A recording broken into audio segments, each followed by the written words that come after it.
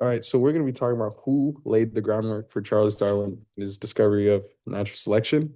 And it's going to be by me, Hector Garcia. Yep.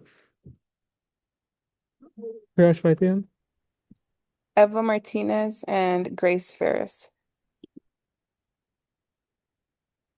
So we're doing creative assignment one, prompt two, and we're going to be talking about people that contributed to Darwin's theory of evolution. So in this presentation, we're going to be talking about uniformitism, extinction, taxonomy, demography, and evolutionary biology.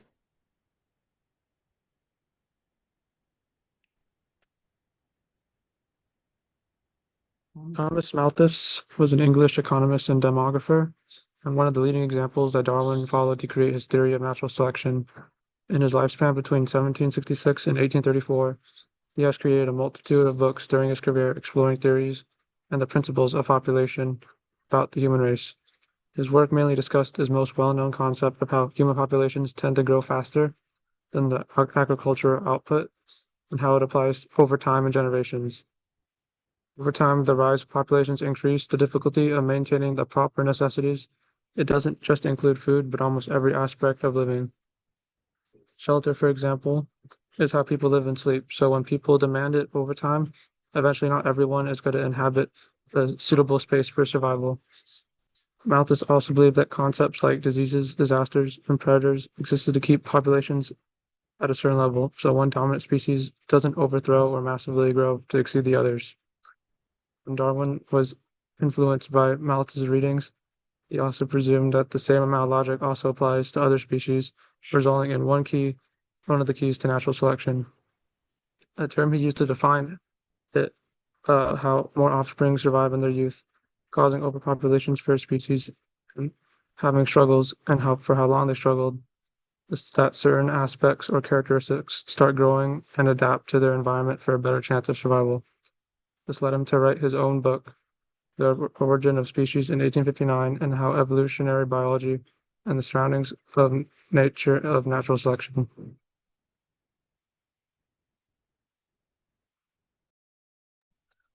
So the next guy we're going to be talking about is Carolus Linnaeus, and he was a he was a huge figure on he was a huge influence on Darwin. So he lived from 1707 to 1778. He was considered to be the father of taxonomy. His most significant contribution to science was creating a system to classify and name living things. The term would be binomial nomenclature system, and this was pretty much the two-part scientific name system that we use today. For example, how we have Homo sapiens for humans. Linnaeus, he believes that species were fixed and didn't change over time, but when he studied plants and animals, he gained a deeper understanding and he started to notice variation within the species. And this suggested some species would have been more developed from hybrids. This idea opened the door to thinking about how things change over time. However, Linnaeus didn't pursue this as far as Darwin would. The important part is that he gave scientists a framework for organizing life by grouping organisms based on similarities. He unintentionally highlighted relationships between species, and Darwin, he used this classification system to demonstrate that these similarities were more effectively explained by common ancestry and evolution. So even though Linnaeus didn't come up with evolution himself, he was on the right track, and taxonomy was just a blueprint. Without the structure, Darwin wouldn't have had such a straightforward way to show how species are related and how they branch out over time.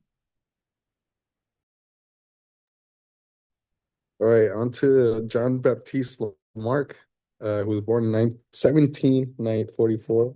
He was a pioneering French biologist who paved the way for Darwin's idea on the inheritance of acquired characteristics by introducing a mechanism that explained the impact and importance of an animal's physical environment and how it in turn shaped their physical characteristics.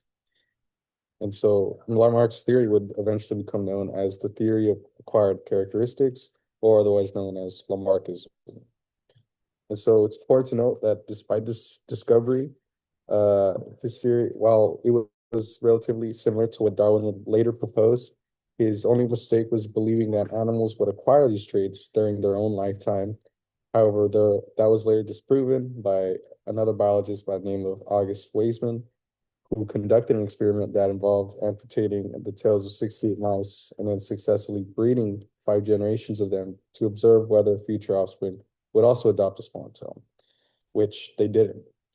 And as a result, Lamarck's ideas would soon begin to challenge the science established during that time period, which in turn led him to being discredited and harassed to the point of losing his money, his reputation, and his health. He would later die in 1829. But the important thing is that nonetheless, Lamarck stands out as the first writer to set both systematically and in detail a comprehensive theory of organic evolution that helped them to account for the successive production of all different forms of life on Earth, which helped pave the way for Charles Darwin's theory of natural selection.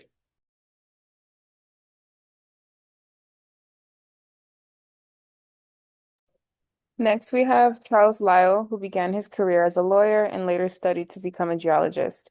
He lived from 1797 to 1875, and throughout his studies, he was no longer interested in the teachings of geology from catastrophist William Buckland, and instead followed in the footsteps of geologist James Hutton, who believed that geology as a science could be observed over time to explain the Earth's past.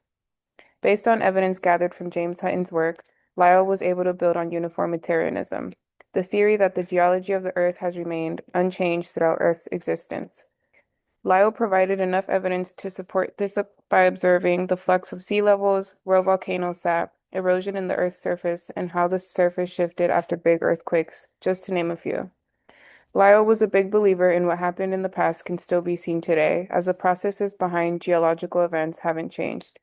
Throughout his travels, Lyell listed the changes that happened slowly over time and eventually published his book, The Principles of Geology, a book that would later help Charles Darwin in his theory of evolution. On Darwin's exploration of the Canary Islands, he was able to determine the island's history through uniformitarianism, which he had learned from reading Lyell's book. Darwin then applied the theory to the volcanic rocks he came across during his exploration.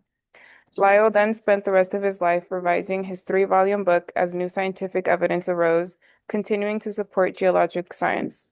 While Lyell wasn't able to uncover the rest of Earth's geological history in finer details, he paved the way for scientists like Darwin to better understand the history of our Earth's surface. George Cuvier was considered to be the father of paleontology. Cuvier lived from 1769 to 1832 and was a French naturalist and zoologist. Before his time, the idea of a species going extinct didn't seem possible until this man proved it. People believed that God wouldn't let a species die out, and if we found fossils and not the animal, we just hadn't looked hard enough to find that species on the planet. If Cuvier hadn't discovered extinction, then Darwin wouldn't have built off of that. I mean, if an animal can go extinct, could they change over time? Cuvier dug deep into his findings on fossils to back his claims. He believed different rock layers contain sets of fossils, finding that animal fossils like mammoths are not variations of elephants, but rather a whole new species because they hadn't seen this variation of an elephant. It couldn't be lurking around anywhere. Cuvier claimed it was just too big. Fossils found in old rocks seemed to be simple, while new rock fossils were complex, setting the groundwork for Darwin's theory that change and evolve was happening. The difference between the two was that Cuvier thought extinction happened because of big catastrophes, like dinosaurs, for example, while Darwin thought when evolution happens over time, a given species will change so much it will no longer exist, therefore extinct.